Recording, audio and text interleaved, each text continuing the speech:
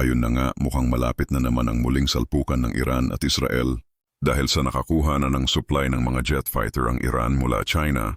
Baka tatakrusin na naman ito. Pero ito na nga ang kinatatakutan natin dahil ang mga jets na galing China ay pantapat ito sa mga F-35 ng Amerika. Kaya aabangan natin muli kung hanggang saan ang kayang maipagtanggol ng Amerika ang mga teroristang Israel. Kaya kapapanabik ang muling salpukan ng mga bansang ito. Kaya sa mga nais na lagi kayo update sa mga makabagong balita, galing sa akin ay mag-subscribe na kayo or ay follow nyo na ako sa Facebook para hindi kayo mahuhuli sa mga bagong chismis.